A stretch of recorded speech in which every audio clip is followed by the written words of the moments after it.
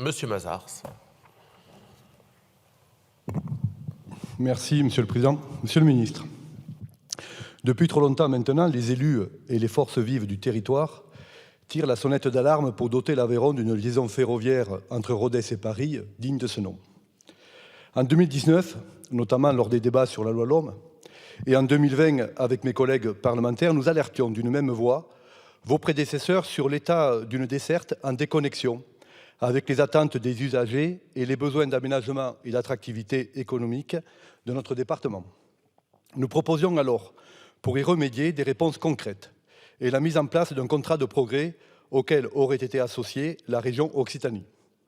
5 ans ont passé et, disons-le clairement, Monsieur le Ministre, rien n'a changé. Pire, la qualité de service pour les usagers du train de nuit comme de jour Rodez-Paris et Paris-Rodez n'a cessé de se dégrader.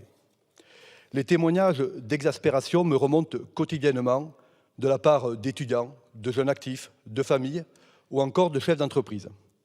100% de la population aveyronnaise est impactée, avec le sentiment grandissant d'être prise en otage ou bien abandonnée. En 2024, Rodez est toujours le chef-lieu de France le plus éloigné de Paris, pour tous ceux qui font le choix économique ou écologique, et souvent les deux, d'un moyen de transport collectif décarboné et moins coûteux. Ce gouvernement a fait de l'ouverture des lignes de train de nuit une priorité, on ne peut que s'en féliciter. Mais la réouverture de la ligne de nuit Paris-Aurillac ne peut se faire au détriment du territoire aveyronnais. Et je m'interroge encore, comme bon nombre de nos concitoyens, sur la volonté réelle de l'opérateur SNCF de maintenir le train de nuit entre Rodez et Paris. Le quotidien des usagers, ce sont des annulations, parfois 10 minutes seulement avant le départ, sans solution alternative, des retards récurrents, des horaires inadaptés à la réalité du monde professionnel, un trajet rallongé, trajet d'une durée moyenne de 11 heures. Sans compter que les conditions de voyage se sont considérablement dégradées, avec un wagon en moins, quand les 3 restants ne se mutent pas en bus, comme ce fut le lot quasi quotidien de ce mois de février. À l'heure où la décarbonation des transports et le développement durable ne sont plus des options, comment admettre qu'en 1956, le train de nuit quittait Paris plus tard à 21h30 pour débarquer en gare aveyronnaise plus tôt qu'aujourd'hui avec les mêmes arrêts? Comment accepter que près d'un train sur 6 soit annulé depuis le mois de juillet 2023? Monsieur le ministre, le constat des dysfonctionnements chroniques sur la ligne ferroviaire Rodez-Paris unanimement partagé n'a que trop duré. Il faut agir et agir vite.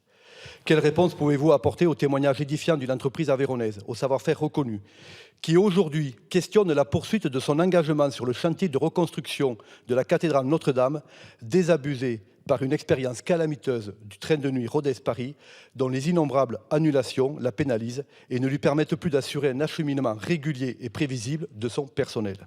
Comment entendez-vous, Monsieur le Ministre, rétablir les citoyens usagers dans leur droit d'accès à un service public ferroviaire de qualité, fiable, capable de répondre comme il se doit aux besoins de désenclavement du département de l'Aveyron? Merci, Monsieur le député. Monsieur le Ministre. Monsieur le député, les circulations entre Paris et Rodez en train de nuit subissent en effet de nombreuses gênes.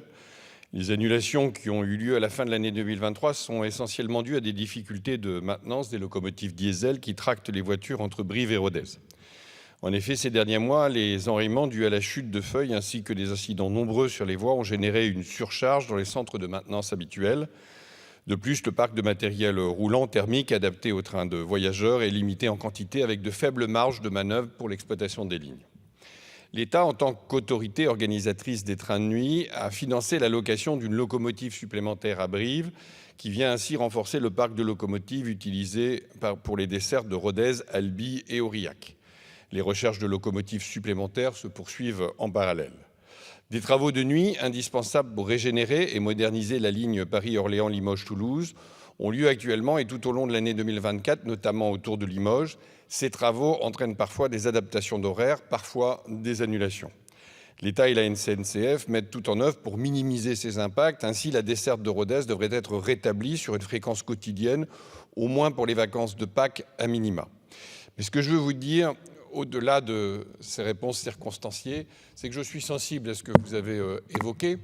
Je suis moi-même un élu de Dunkerque et au cours des 20 dernières années, le temps de parcours entre Paris et Dunkerque a augmenté de 50%. Nous sommes passés d'1h32 à 2h22 en moyenne.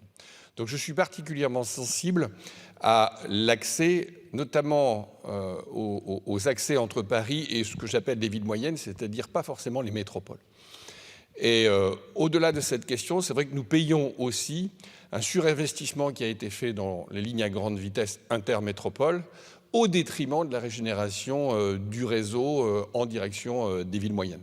Donc je suis sensible à votre question et je vous propose qu'on se rencontre en marge de cet hémicycle pour aborder effectivement les solutions ou les perspectives de solutions à court terme, ce que l'on peut faire, sachant évidemment qu'ici on parle de long terme, voire parfois de très long terme. Je vous remercie.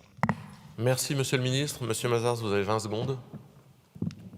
Merci, Monsieur le Ministre, pour cette invitation à un rendez-vous pour parler de ce sujet important. L'engagement qui a été pris par ce gouvernement, c'est de changer la vie des gens. Ça, c'est un sujet qui peut effectivement faire que nos concitoyens ont le sentiment que les choses changent. Merci. Merci, Madame Maximi.